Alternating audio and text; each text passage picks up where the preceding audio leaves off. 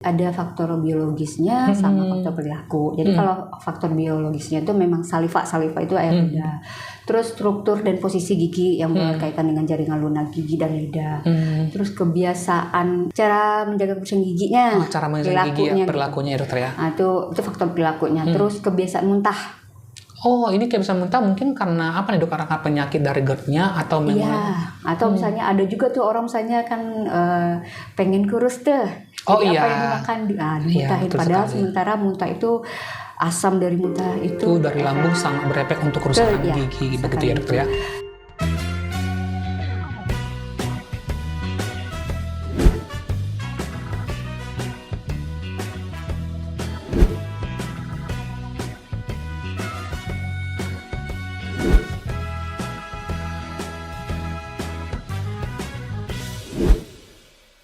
Halo sahabat Indrayana, welcome back to podcast Sahabat Indrayana. Kali ini kita bahas tentang erosi gigi bersama Dokter Rika. Halo Dokter Rika. Halo Mira. Bagaimana kabarnya dok? Alhamdulillah sehat. Luar biasa. Nah dok, cerita nih kalau kita bahas tentang erosi gigi.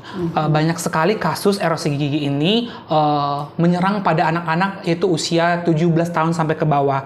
Nah faktanya dental erosion atau erosi gigi adalah kondisi yang terjadi ketika lapisan enamel gigi terkikis. Nah, banyak faktor yang menentukan, salah satunya adalah pola gaya hidup dan makanan. Nah, kalau boleh tahu nih dokter, kenapa kasus ini banyak menyerang anak? Tapi sebelum ini kita bahas tentang definisi dulu. Kalau dental erosion atau erosi gigi ini apa sih dok? Boleh dijelaskan nggak dok? Erosi pada gigi itu definisinya bisa dikatakan terkikisnya lapisan permukaan gigi atau email giginya terkikis. Oke, berarti memang lapisan gigi terkikis karena berbagai faktor hal, begitu ya dokter ya.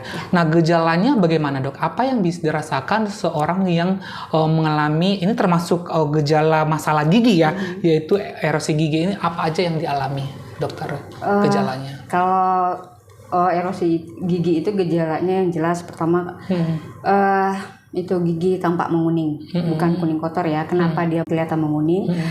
Gigi kita itu kan terdiri dari 3 lapis, ada email, dentin, sama saraf gigi gitu. Jadi email itu kalau udah terkikis, menipis, otomatis warna dari dentin itu kelihatan. Jadi dentin itu berwarna kuning. Kemudian terasa ngilu. Jadi timbul rasa ngilu saat makan atau minum yang terlalu asam. Bisa terlalu manis, dingin atau panas, terasa ngilu terus. Kalau diperhatiin gigi terasa tidak teratur, maksudnya kasar, terus timbul rasa sakit, sensitif. Oke, gejalanya variasi ya sahabat Indrayana, bahwa ada gejala gigi menguning, ada juga ngilu dan sensitif dan rasa sakit pada gigi, begitu ya. Nah, penyebabnya nih dok, kadang penasaran penyebab dental erosion ini apa sih sebenarnya dok? Kalau penyebabnya yang jelas itu pengaruh pola makan ya, pengaruh kebiasaan makan gitu. Jadi penyebabnya bukan bakteri, jadi karena banyak makan atau minuman yang terlalu asam. Terus ya kayak gini, minuman yang asam tuh kayak sari jus lemon tuh. Iya, betul sekali. Itu jadi terus yang bersoda, ya. Alkohol juga mungkin bisa dok. Alkohol juga. Terus ini diet ketat, diet karbo gitu kan, tinggi gula. Terus stres juga tuh. Terus kalau misalnya ada riwayat GERD atau bisa juga tuh. Oke. Menyebabkan erosi gigi. Kenapa asam lambung naik tuh? Jadi asam lambung ini tuh bisa mengefek ke gigi. Oke, berarti memang penyebab dari erosi gigi sangat variatif ya dokter ya. Mulai dari ada tadi makanan, minuman, alkohol, dan juga seperti dia bersoda. Ada pula karena faktor stres dan juga penyakit seperti GERD ya dokter ya. Kita garis bawahi. Nah, faktor risiko yang berisiko dokter, karena ada menurut laporan bahwa untuk erosi gigi ini banyak dialami anak-anak dan usia 17 tahun ke bawah. Berarti penyakit ini ataupun dental erosion ini dialami usia remaja dan anak-anak dan banyak, begitu dokter. Walaupun sebenarnya menyerang juga dewasa, begitu dok. Penyebabnya gimana dok? Ini melihatnya. Kalau yang jelas kan penyebabnya yang jelas tuh gaya hidup ya, pola makan, makanan yang terlalu asam, yang mengandung asam-asam lah gitu. Faktor risikonya tuh ada faktor biologisnya sama faktor perilaku. Jadi kalau faktor biologisnya itu memang saliva itu air lidah. Terus struktur dan posisi gigi yang berkaitan dengan jaringan lunak gigi dan lidah. Terus kebiasaan cara menjaga kebersihan giginya, cara menjaga gigi perilakunya ya dokter ya. Nah, itu faktor perilakunya. Terus kebiasaan muntah. Oh, ini kebiasaan muntah mungkin karena apa nih dok? Karena penyakit dari GERD-nya atau memang? Iya, atau misalnya ada juga tuh orang misalnya kan pengen kurus tuh. Oh jadi iya. apa yang dimakan dimuntahin. Padahal sementara muntah itu asam dari muntah itu dari lambung sangat berefek untuk kerusakan gigi, begitu ya dokter ya. Terus itu sosial ekonomi mempengaruhi juga faktor risiko, termasuk faktor risiko juga, ilmu pengetahuan juga. Oke, berarti memang faktor risikonya sangat tinggi. Kita lihat dari beberapa faktor tadi, mulai dari pengetahuan, mulai dari faktor ekonomi, gaya hidup, dan cara diet, dan bagaimana juga mempengaruhi untuk menyebabkan erosi gigi ini, begitu ya dokter. Komplikasinya dokter, jika misalkan kita dibiarkan untuk ya udahlah ngilu-ngilu dikit, sakit-sakit dikit, karena masyarakat kita ini apalagi sahabat inderanya ketahui bahwa kalau nggak parah banget ya udahlah dibiarin minum obat-obat dari toko atau beli dari warung seperti itu ya dok. Bagaimana dok, bisa diedukasi nggak? Kalau misalnya kan erosi gigi itu bisa menyebabkan lubang pada gigi, tapi kalau misalnya lubangnya masih kecil atau misalnya erosinya terkikisnya masih sedikit, memang nggak akan terasa atau nggak bermasalah sama orang itu. Tapi kalau sudah membesar lubangnya dan udah sangat ngilu, itu akan sangat berpengaruh kan. Jadi kalau lubang udah besar, maka kemungkinan besar gigi akan mengalami infeksi.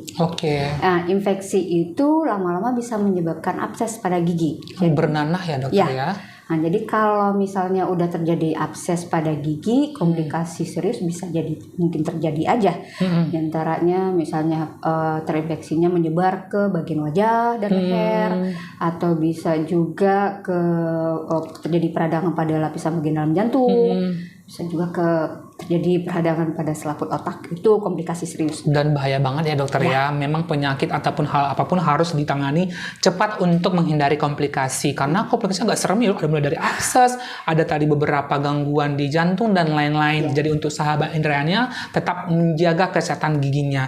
Nah, yang berikutnya dokter, mungkin kita tadi bicara tentang komplikasi, sedikit serem nih. Nah, pengobatannya gimana dok? Apa variatif pengobatan yang dilakukan dokter gigi untuk kasus-kasus mulai dari yang ringan sampai berat pada kasus erosi gigi ini?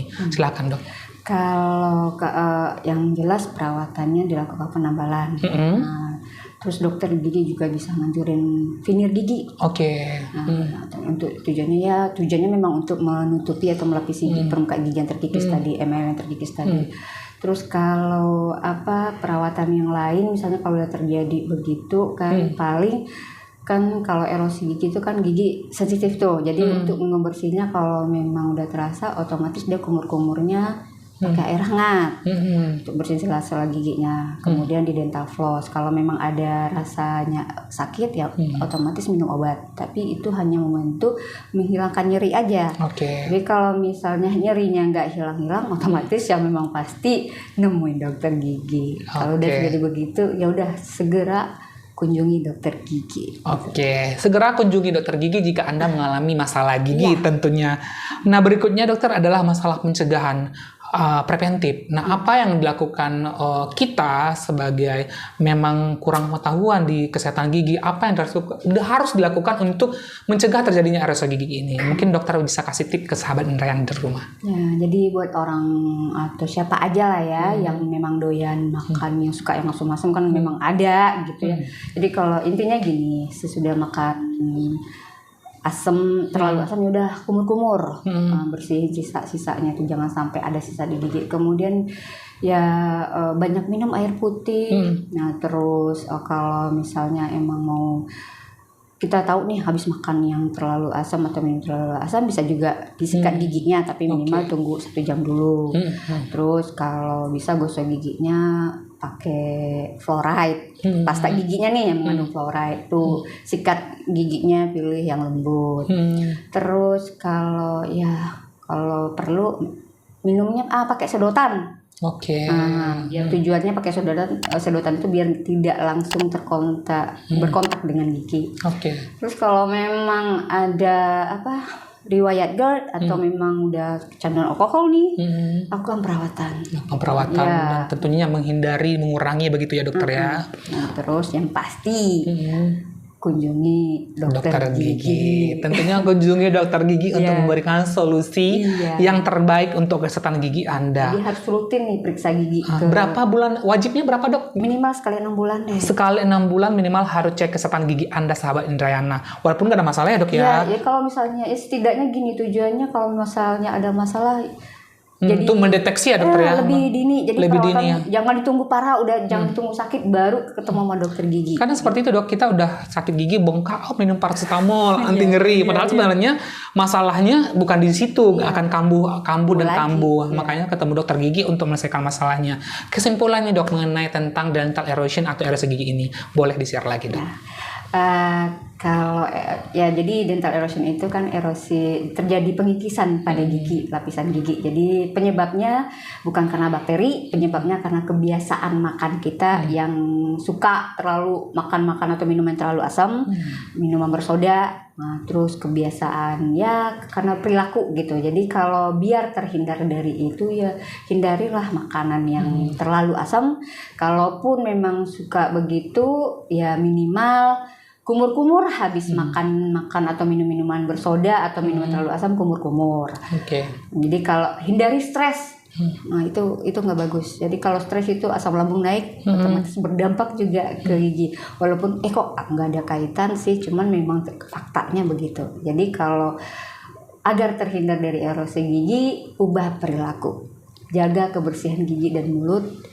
Itu yang paling penting. Wow, luar biasa sekali. Kita bahas tuntas, kupas mulai dari definisi sampai dari pencegahan, bahkan pengobatan dan tips diberikan oleh Dr. Rika terkait bagaimana cara menjaga diri dari dental erosion ataupun erosi gigi ini. Dok, terima kasih dok telah sharing tentang erosi gigi. Semoga bermanfaat untuk sahabat Indrayana di rumah. Demikian podcast kita hari ini dokter. Sampai jumpa di podcast berikutnya. Sampai jumpa sahabat Indrayana. Salam sehat, salam Indrayana.